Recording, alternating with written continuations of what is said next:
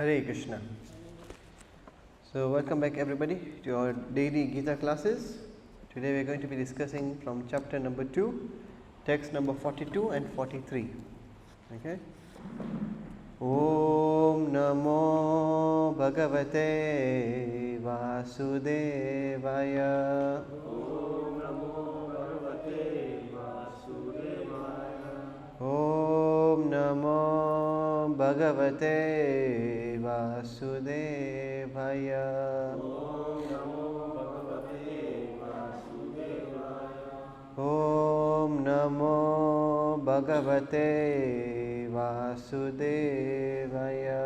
Om Namo Bhagavate Vasudevaya. Okay. Chapter 2, entitled Contents of the Gita Summarized. Text number 42 and 43. Yamimam pushpitam vacham Yamimam pushpitam vacham pravadanti avipashita pravadanti avipashita vedavadarata partha vedavadarata partha nanyad astiti vadina nanyadasti vadina kamat manah swargapara janma karma phala pradam kriya vishesha bahulam bhogeshwarya gatim prati yamimam pushpitam vacham pravadanti avipashita chita vedavadarata partha nanyad astiti vadina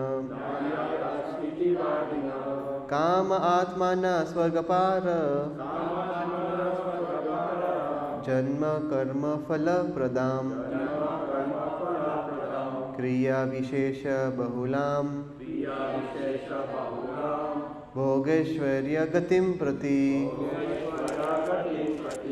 yamimam pushpitam vacham pravadanti avipashchita vedavadarata partha nanyad astiti vadina kama atmana swargapara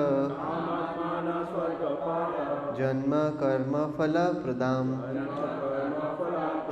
kriya vishesha bahulam bhogeshwarya gatim prati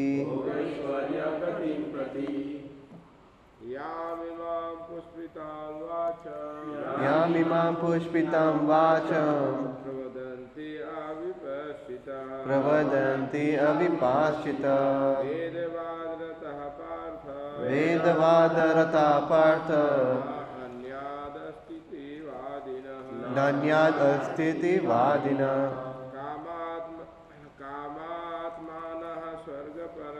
kama atmana swargapara janma karma phala pradam kriya vishesha bahulam bhogeshwarya gatim prati Yamimam pushpitam vacham pravadanti avipashchita vedavadarata partha nanyad astiti vadina. Continue. Yeah, continue. Kamatmana swargapara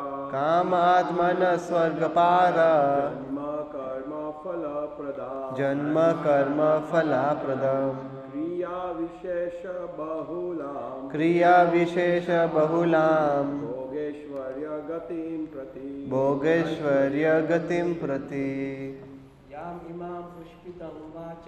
yamimam pushpitam vacham avipashchita vedavadarata partha nanyad astita vadina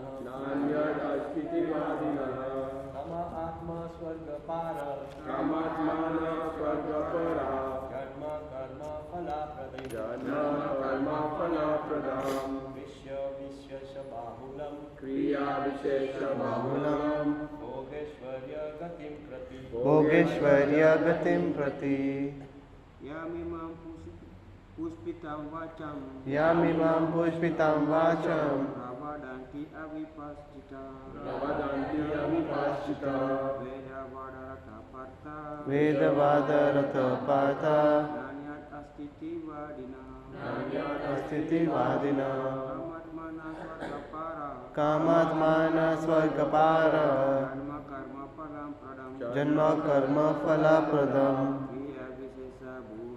Kriya vishesa kriya vishesha bhulam bahulam Swargaivarya gatim pati bhogeshwarya gatim prati yamimam pushpitam vacham pravadanti avipaschita vedavadarata partha nanyat astiti vadina kamatmana swargapara janma karma phala pradam kriya vishesha bahulam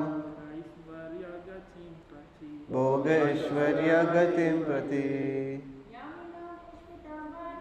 yamimam pushpitam vacham pravadanti avipaschita vedavadarata partha nanyat astiti vadina kamatmana swargapara janma karma phala pradam kriya vishesha bahulam bhogeshwarya gatim prati. Again, word for translation. Yamimam, all these. Pushpitam, flowery. Vacham, words. Pravadanti, say. Avipaschita, man with a poor fund of knowledge. Vedavadarataha, supposed followers of the Vedas. Partha, O son of Pritha. Na, never. Anyat, anything else. Asti, there is. Iti, thus. Vadina, the advocates. Kama Atmana, desirous of sense gratification. Swargapara, aiming to achieve heavenly planets. Janma karma phala pradam, resulting in good births and other fruitive reactions. Kriya vishesha, pompous ceremonies. Bahulam, various. Bhoga, incense enjoyment. Aishwarya, and opulence. Gatim, progress. Prati, towards. Translation purport by His Divine Grace A.C. Bhaktivedanta Swami Srila Prabhupada. Srila Prabhupada ki jai. Translation. Men of small knowledge are very much attached to the flowery words of the Vedas, which recommend various fruitive activities for elevation to heavenly planets, result in good birth, power, and so forth. Being desirous of sense gratification and opulent life, they say that there is nothing more than this. Please repeat after me. Men of small knowledge are very much attached to the flowery words of the Vedas, which recommend various fruitive activities for elevation to heavenly planets, result in good birth, power, and so forth. Being desirous of sense gratification and opulent life, they say that there is nothing more than this. Purport. People in general are not very intelligent, and due to their ignorance, They are most attached to the fruitive activities recommended in the Karma Kanda portion of the Vedas. They do not want anything more than sense gratificatory proposals for enjoying life in heaven, where wine and women are available and material opulence is very common. In the Vedas, many sacrifices are recommended for elevation to the heavenly planets, especially the Jyotistoma sacrifices. In fact, it is stated that anyone desiring elevation to heavenly planets must perform these sacrifices, and men with a poor fund of knowledge think that this is the whole purpose of Vedic wisdom. It is very difficult for such inexperienced person to be situated in the determined action of Krishna consciousness. As fools are attached to the flowers of poisonous trees without knowing the results of such attractions, unenlightened men are similarly attracted by such heavenly opulence and the sense enjoyment thereof. In the Karma Kanda section of the Vedas, it is said, Apama somam amrita abhuman and akshayam have chaturmasya yagina sukritam bhavati. In other words, those who perform the 4-month penances become eligible to drink the Soma Rasa beverages to become immortal and happy forever. Even on this earth, some are very eager to have Soma Rasa to become strong and fit to enjoy sense gratifications. Such persons have no faith in liberation from material bondage, and they are very much attached to the pompous ceremonies of Vedic sacrifices.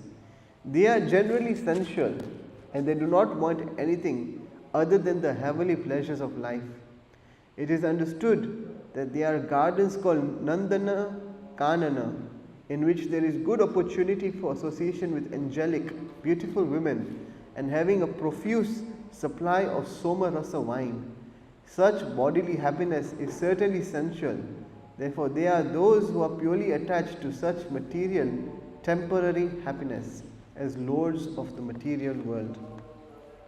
Om Jnana Timirandasya Jnananjana Shalakaya Chakshur Unmilitam Yena Tasmai Shri Gurave Namah Shri Chaitanya Manobhistam Stapitam Yena Bhutale Swayam Rupa Kadamayam Dadati Swapadantikam He Krishna Karuna Sindhu Dina Bandhu Jagatpate Gopesha Gopika Kanta Radha Kanta Namostute Tapta Kanchana Gaurangi Shri Radhe Vrindavaneshwari Vrishabhanusute Devi Pranamami Hari Priye Vancha Kalpa Tarubhyascha Kripa Sindhubhya Evacha Patita Nam Pavanebhyo Vaishnavebhyo Namo Namah Jai Sri Krishna Chaitanya Prabhu Nityananda Shri Advaita Gadadhara Srivasadi Gaur Bhakta Vrinda Hare Krishna Krishna Krishna Hare Hare Hare Rama Rama Rama Hare Hare. So this shlok, if you're having a very keen eye, Krishna is saying something here which is directly opposite what he just said a few verses earlier. What did he say in the few verses earlier? He told, Arjuna, yes, either gain the earthly kingdom like yeah, he wins, or if he loses, he will attain the heavenly planet. yes. And what does Krishna say here now? Man of small intelligence. Yes. So he is saying to Arjuna, first he is described to Arjuna, you fight. You fight with the intention that if you win, you will get to rule over the earth, and if you lose, you will still get to attain the heavenly planets. So you should fight. But just a few verses later on, Krishna is calling even the attainment, the people who desire to attain heavenly planets, as being people with having a small fund of knowledge. They are less intelligent. Yesterday after the class, I was just discussing that what exactly is the mark of a person who is intelligent. How do you know who is an intelligent person? How can you understand this person is truly intelligent or is not intelligent? And one of the points that was coming out in this discussion was that a person who is truly intelligent looks at the crux of the issue, the main point of the issue. They go down to the essence. What is the purpose of doing anything? That is what defines what is an intelligent man. They want to find out what is the end goal. They don't want to just start doing something and then they get to a goal and then they realize, oh, this was not worth it. An intelligent person works smart. They first want to find out what is the end goal, and from that end goal, from once we got that, we'll understand how to live our life properly. So this is the mark of a very intelligent person. So what differentiates a person who is intelligent and a person who is not intelligent? There is one defining characteristic, and that characteristic was covered in yesterday's verse. That characteristic is that an intelligent person, a very intelligent person, will have one-pointed intelligence. There is a material story of a person who you all know, or you must have come across, and his name was Thomas Edison. Now, Thomas Edison, he was considered to be one of the greatest inventors in our time, but his main breakthrough invention was the light bulb. Now, this light bulb, did he get it done in the first attempt, second attempt, third attempt, 1000th attempt? How many people would have been much more smarter than him? Probably. But why is his name considered to be in our history books? Why is he to be considered very famous as a very intelligent man? It's because he had determination to keep on going till he succeeded. So, a person who is intelligent will also have this characteristic, that person is very determined on the path. Okay, he is very determined. So, why does this matter? Because Krishna is talking here that a person who is of one-pointed intelligence, only that person can do this path of Buddhi Yoga. And we said in the purport, Prabhupada reveals in the purport that this Buddhi Yoga means being Krishna conscious or doing Bhakti Yoga, and he said that this gets cleared off later on in the Gita, in especially chapter 10, verse number 10. Okay. So what defines long-term thinking and short-term thinking? Short-term thinking is when we are thinking that we are only going to be enjoying, right?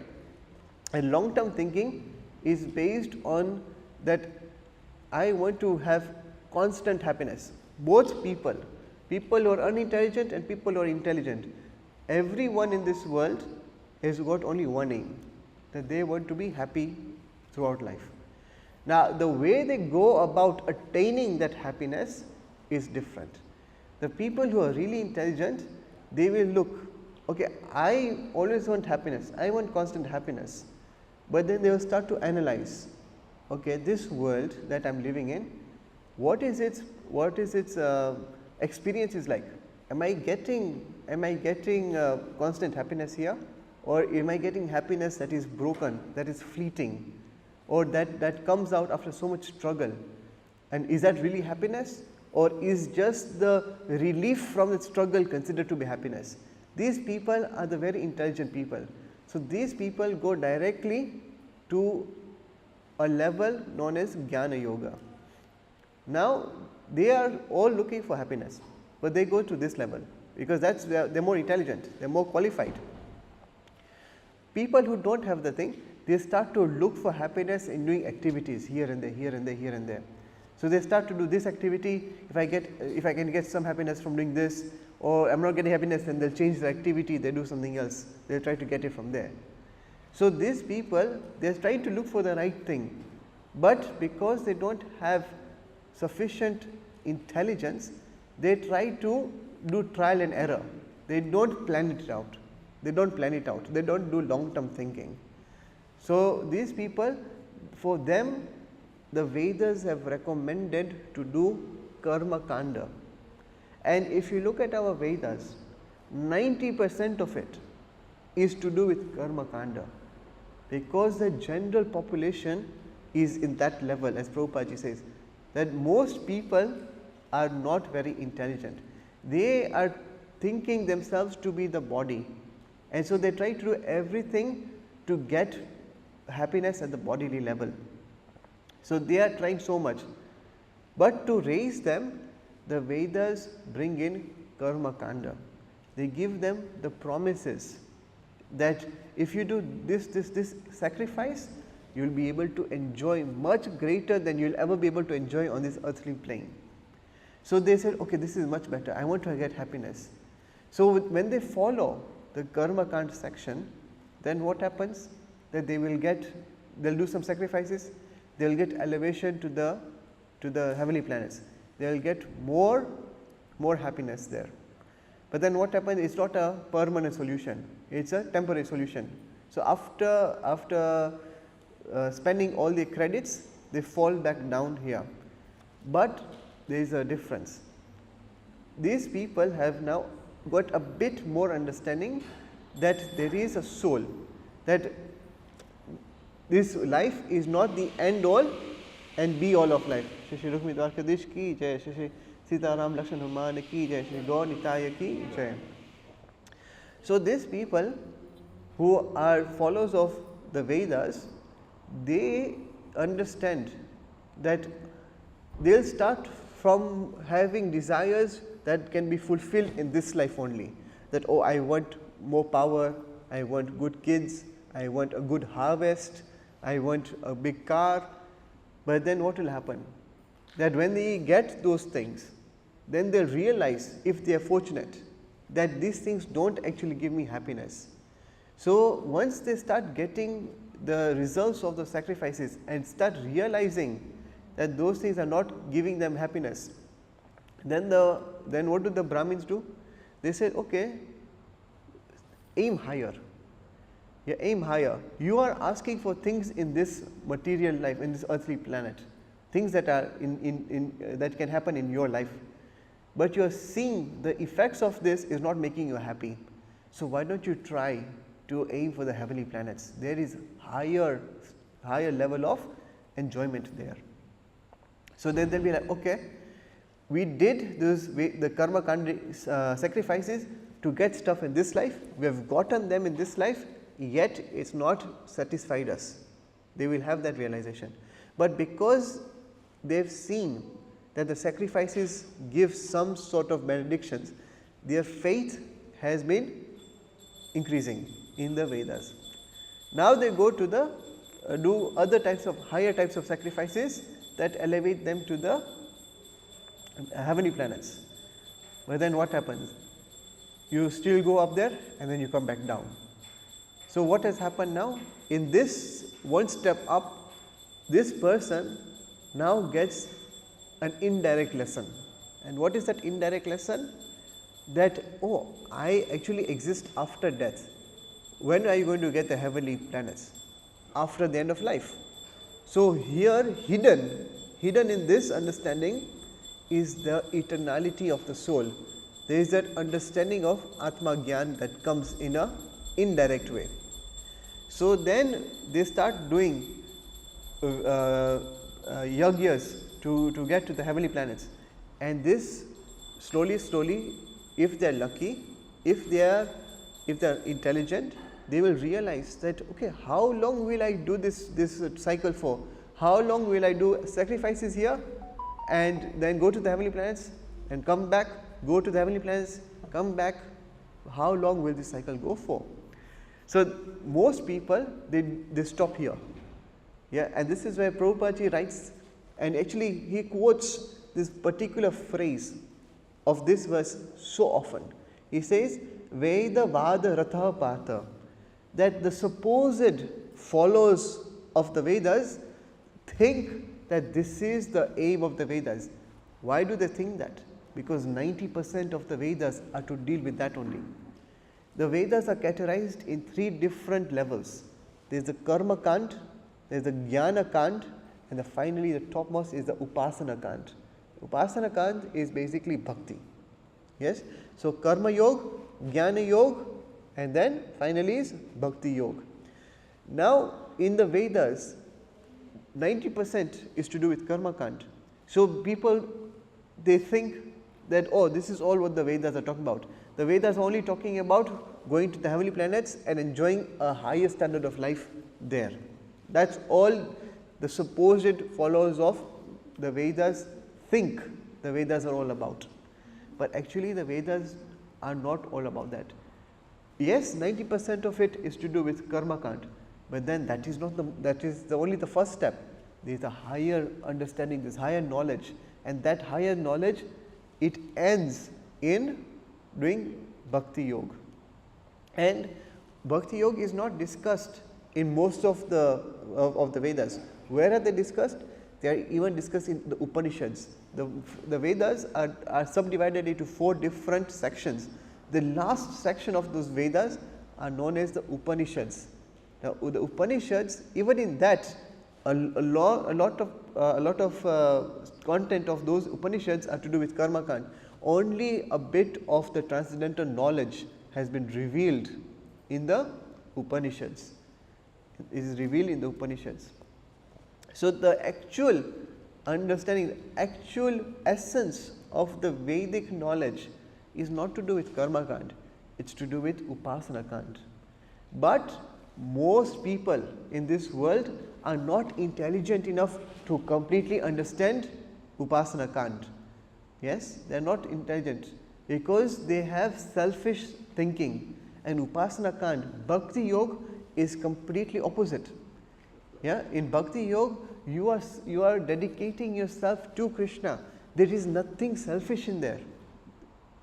True Bhakti Yoga, true Bhakti only arises when there is zero self-interest, when there is no desires for self-satisfaction, only desires for Krishna's satisfaction. Yes, but in this world, in this material world, all the people that are here are completely averse to that fact. If we were at that level, we would not be here. If we were at that level, we would not be in the material world. Where would we be? We would be in the spiritual world. We would be in the spiritual world. So, because most people here, 99.99% of the people here in this material world are averse to this principle, the Vedas, over 90% of it is dedicated to helping us raise our consciousness slowly by slowly,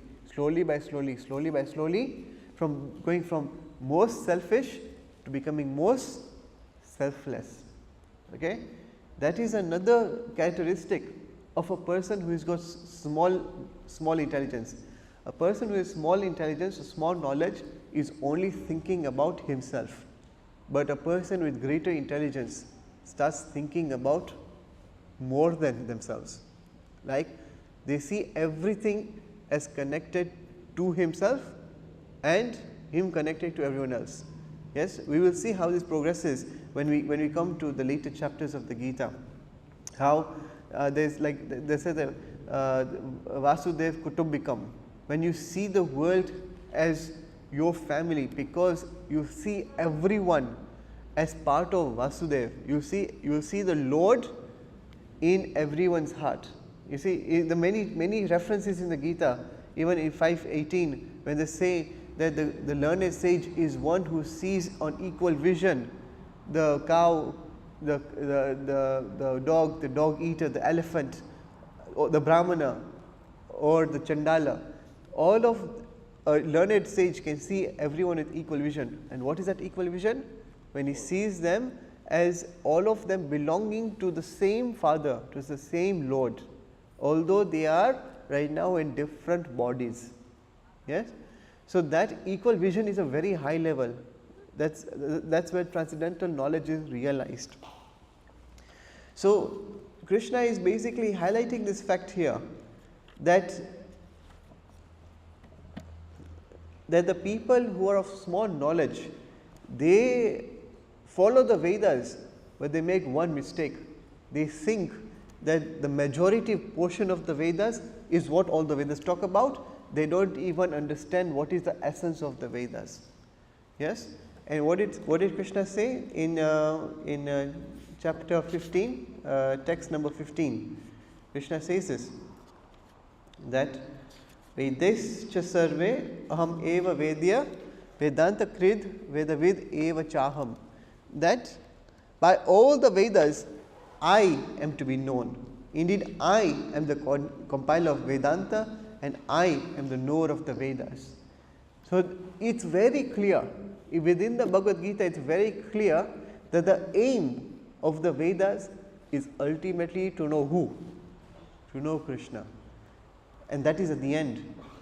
So if you are not getting to that level, even after reading all the Vedas, then what is the point? What is the point of reading all the Vedas? That is you are not reaching the end goal.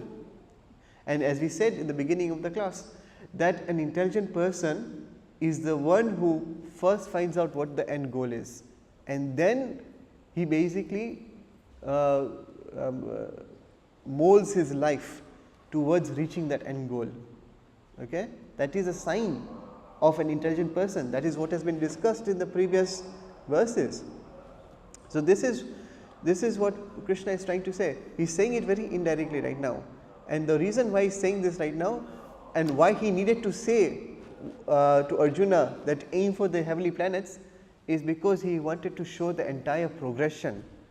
If he just said, forget about this, just surrender to me, we will not be able to understand why. We will not be able to understand why. And this is why even understanding Arjuna's reasons are very important. What did Arjuna say as one of the reasons when he was confused? If you see in the beginning of chapter 2, he said this.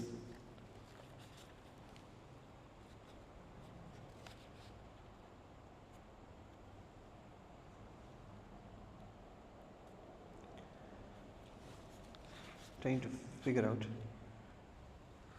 He says that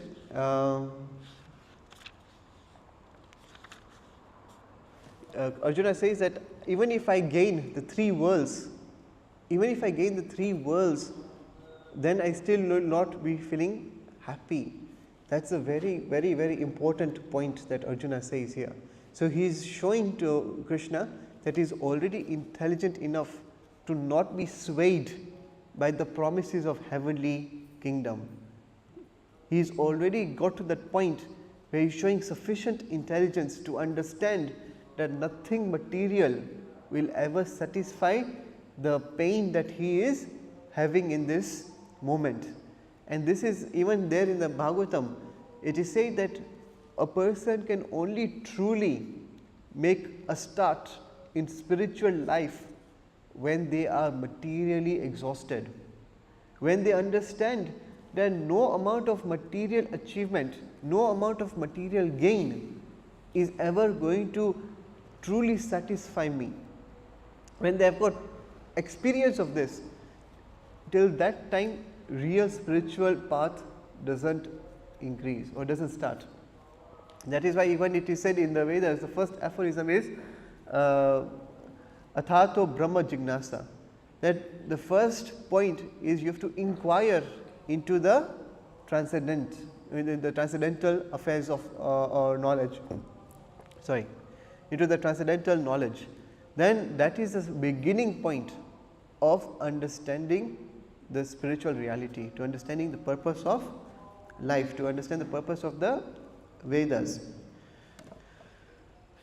So this is why it was very important for Krishna to first kind of say that go for this heavenly kingdom, but in truth it was not needed. He is contradicting himself, because that contradiction raises the level. And a person who is not understanding the Gita under guidance will just look at this and they'll start getting confused. Why is Krishna contradicting himself? Why is, I mean, this is not even the first time he's contradicted himself. You see, actually, yeah, 238, 239, he contradicts himself.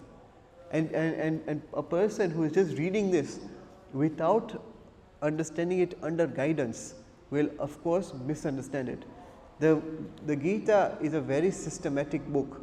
It is building knowledge slowly. And Prabhupada ji has made it so simple for us that even the places where there's contradictions, his purpose clear up all misunderstandings. I know, I think we had the pleasure of hosting His Grace Raghunath Bhatt Prabhuji. He made it very clear that there are so many contradictions in the Vedas, but only a truly realized soul is able to reconcile all the different contradictions and will present it as being a singular truth. Yes, if we try to do it ourselves with our limited material intelligence, we will not be able to do it, and we will get confused and we'll leave it, because we'll be like, oh, this, what is the point of this? It doesn't make sense at all. It is useless. But a truly realized soul is able to look at all the different supposed contradictions and be able to present them in a way that is coherent, in a way that makes sense, that all of them actually are trying to say the same thing in different ways. Okay? Just like a person is looking at the sun and is asking people of 50 different nationalities to describe the sun, each of the 50 different nationalities will describe the same sun in their own languages, and a person will be looking at all of them. If he doesn't understand what the quality of the sun is, he will get confused as to who is right among all these 50 people, but actually all 50 people are right, because they are explaining the same thing but in their own way. So if a person understands all the 50 different languages, they will be able to make it understood that, oh, they are all saying the same thing. An example of this comes when Krishna himself is talking to Uddhav in the 11th canto. In the 11th canto, Uddhav gives so many questions to Krishna that I have heard that so many learned Brahmanas are describing the material nature in so many different ways. So which of them is right? And Krishna tells to Uddhav, all of them are right. All of them are right. And then he explains to Uddhav how each of the different breakdowns of describing material nature in different amounts, like 16 elements or 17 elements or 3 elements or 26 elements or 28 elements. Krishna explains how each of them have arrived to that same conclusion. And so, and that's not only in the Bhagavatam, even in one of the Upanishads, I'm not too sure which Upanishad, there was this one instance where a person described, can you explain the absolute truth? And the answer came from, there are 333 million different gods, and then they come down to like 33,000, then into like 9, 6, 3, and then finally 1. And then he explained all of that, and it showed that there was no contradiction in all of them, in any of them. So unless you follow a truly realized person, a guru, and learn the Gita under their guidance, this knowledge will not make sense, will not make that much sense. So Arjuna is very lucky to have Krishna with him, but we are also very lucky as we have the pure representatives of Krishna who we can learn from. And the foremost of them is Srila Prabhupada. Srila Prabhupada ki jai. Hare Krishna, Krishna Krishna, Hare Hare, Hare Rama, Rama Rama, Hare Hare. Any comments, any questions? Yeah. This verse is very important for us, how we are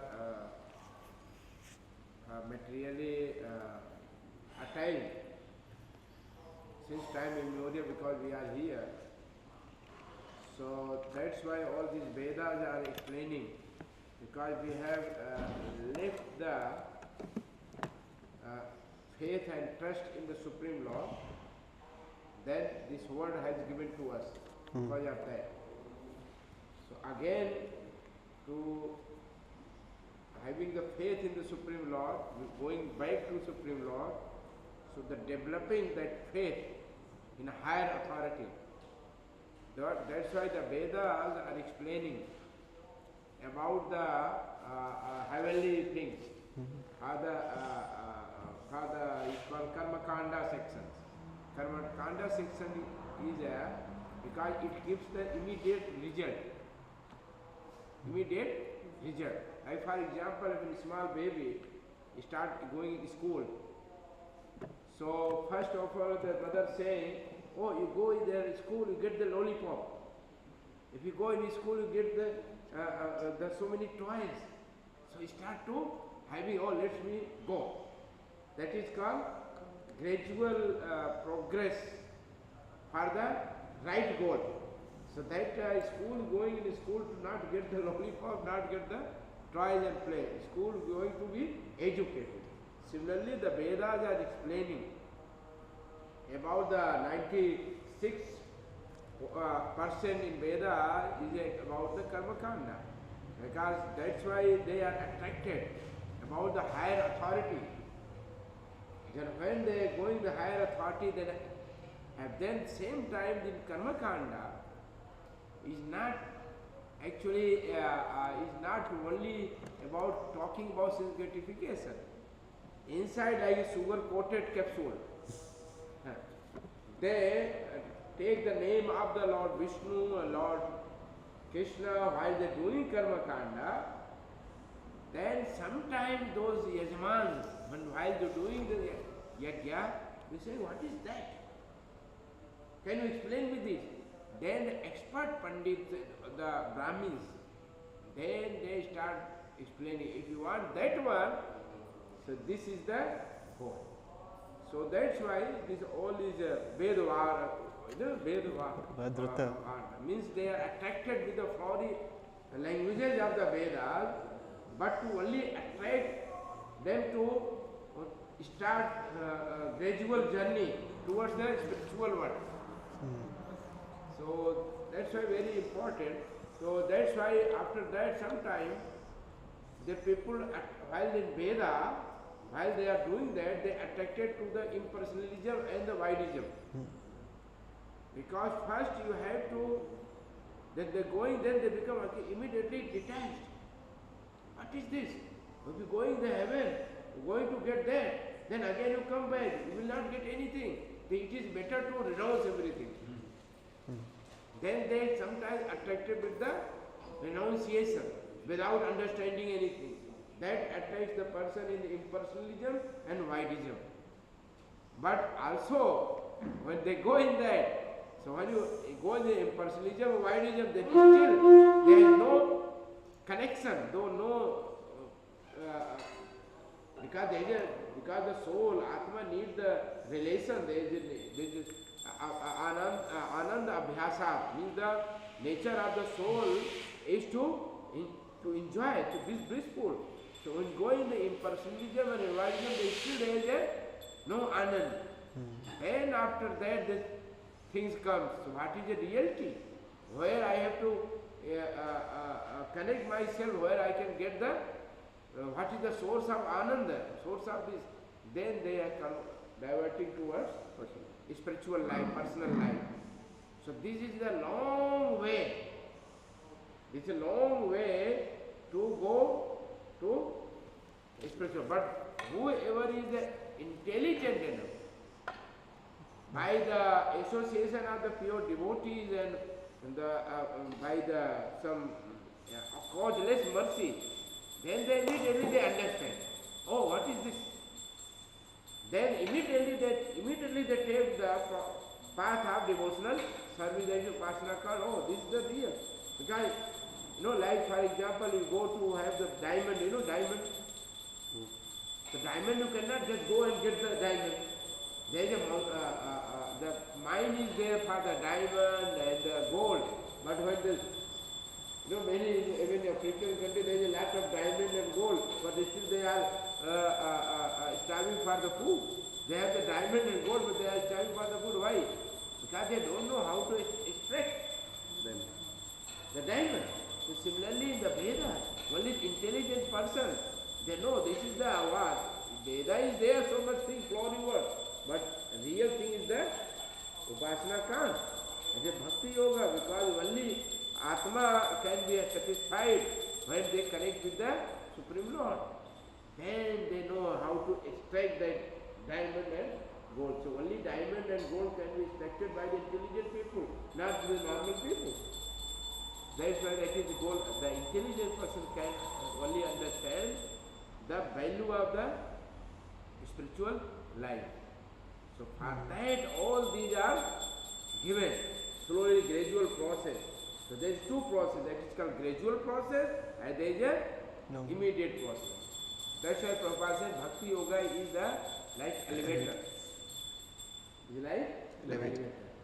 So anyway, I was today I was looking when I came from SDR.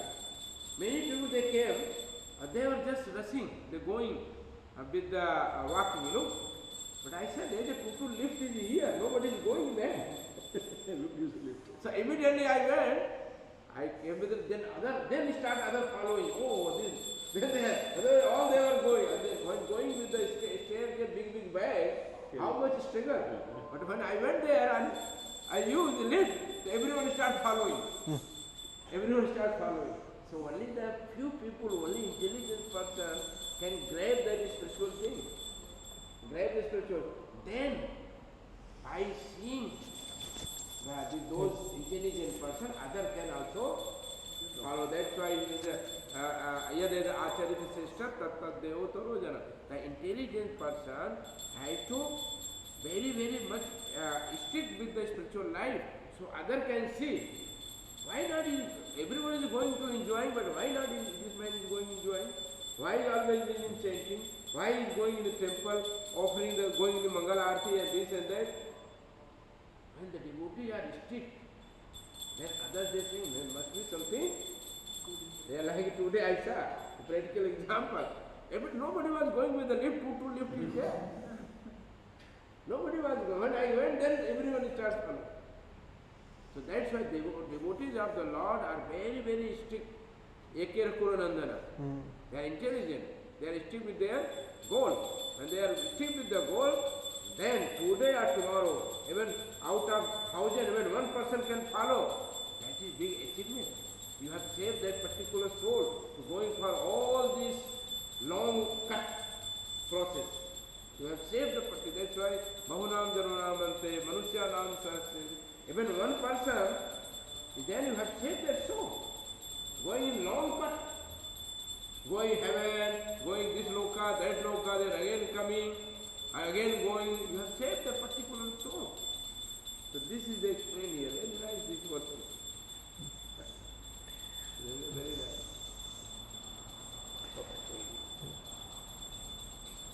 Yeah, even you said that in this verse it actually shows that religious